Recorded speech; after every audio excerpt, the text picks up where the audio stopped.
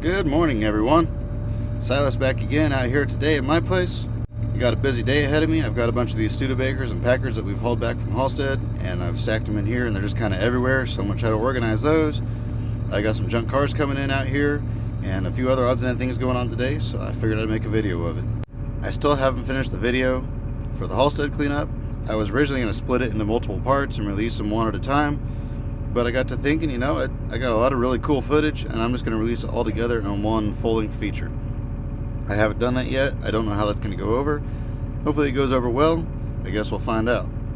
But I still have a ton of editing to do on that, and I've got hours of footage to go through and splice it together here, cut it there, add some music here and there.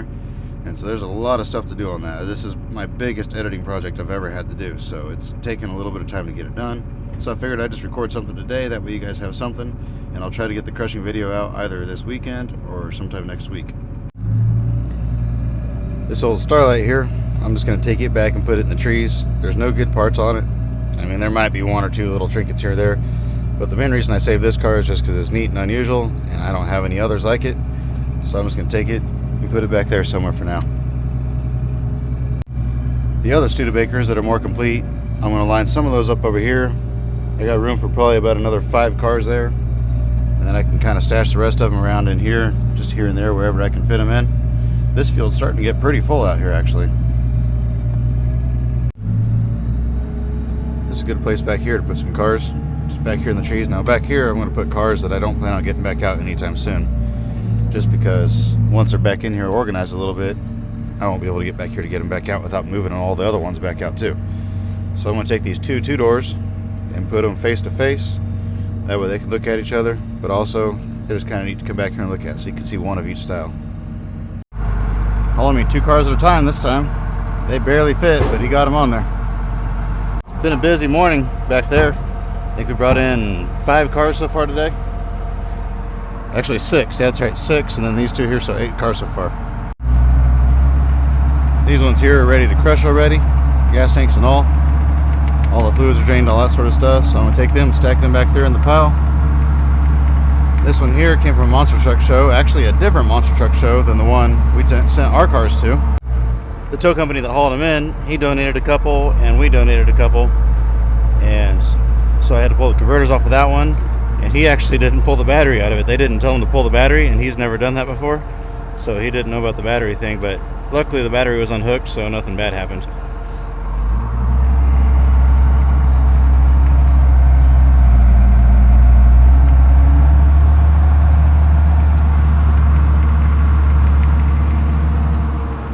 And there's the 2 that we sent.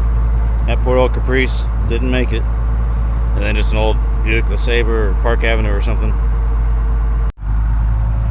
My dad went ahead and made a trip over to the Studebaker place and brought this one back. This is the one we stuffed full of all the valve covers and rocker arms and fan blades and a bunch of other cool stuff that we pulled off. All that's in this car here. So I'm going to take it back there and put it beside the white one. That was also clear full of good stuff. And that way all the good stuff will be right in one spot. And I say good stuff, it's stuff that's kind of good, not as good as what was in the trailer, but it was stuff that doesn't matter if it gets a little bit wet, we just don't want it to get soaking wet rained on, if that makes sense. Just got a message center in. This is one of those big signs that lights up on the sides and has words and designs and shapes and everything on it. You've seen them driving around. This is what they look like when they're not as nice anymore. A lot of times the ones of these that I get still work, but the companies just wanted to update to something nicer or newer. There's a lot better styles out than this now, and so they bring them in and make you destroy them on camera. That way they know they've been destroyed and can't be reused. This one here was junk, is why it got taken down, so it didn't work, so I didn't have to destroy it. They do have a lot of aluminum on these, but they have a whole lot of steel and electronics inside them too, so they won't buy them for breakage. I just have to crush them in with the cars unless I want to clean them, but that's a whole lot of work that I don't have time to do. Just got this Expedition in, and I need to clean this windshield. The wipers don't work on this loader, or it works, but the blade is brick hard and there's no washer fluid, and so it slides across this way and then it kind of hop skip jumps back across this way. It's really annoying when I run it. But yeah, anyway, this truck just came in. It's in really good shape actually, but typical Ford, got a blown motor, and it costs a fortune to change one of these motors out, put a good one in it, because they're so hard to find. So it'll go in the pile and get crushed later. And just got another monster truck car in. This one here has got manifold cats on it. I think it's a Taurus or Sable or something like that. So I'm going to rip it apart with the excavator real quick.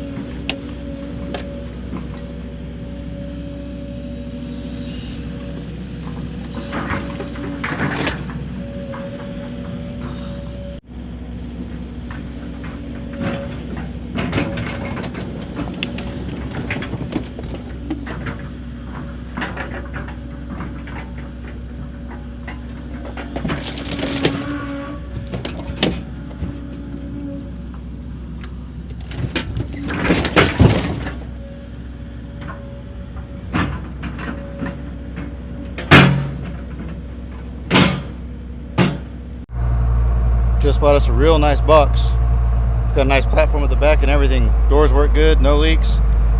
That way all that stuff that's in that semi-trailer over at the Studebaker place, you can take it and put it all in there. We won't be able to spread it out quite as much. I may not be able to even get it all in there. But that's what was available right now. So I grabbed it up and we'll get as much in there as we can. And the guy that sold it to me is buying a mid-30s, early 30s Chevy truck that I got out back, so I'm gonna go grab it. Here's the truck. This one was actually on the property when I bought it. So I guess technically it went with the property, but it's a cool truck, but I just don't have any use for it. Pretty cool looking truck. It's going to a new home. He's got one like it. Gonna make a rat rod out of it. Got my trailer hooked back up, ready to go for tomorrow. I'm gonna head back over there to the Studebakers, haul a few cars home in the morning, and it looks like I'm gonna be loading trucks all afternoon and all day Friday, getting those crushed cars out of there. So I'm looking forward to getting that done. I didn't get a whole lot done here today, but I did get a bunch of old cars moved out back, and I had a bunch of people bring cars in and loads of junk. So I got quite a bit done, really, just not as much as I wanted to get done.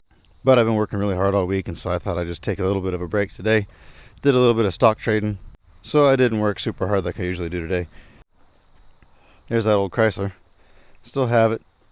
I've been asking $3,000 for it, and I've had a bunch of people interested, but nobody's really come through yet. That's typical for selling old cars, is everybody's interested, but nobody actually wants to buy it.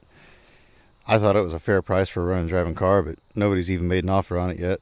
Then the old 8-passenger, I'm having a really hard time finding a front clip for it. It's a 47, so it needs a 41 to 47 clipper front clip, and I guess it has to be the custom or the other one. I forget what the models exactly are of these things, but kind of having a hard time finding one, at least around here. I found a couple, but one of them is all the way up in Washington, and the other one is over in Ohio or something like that, and so they're just clear across the country.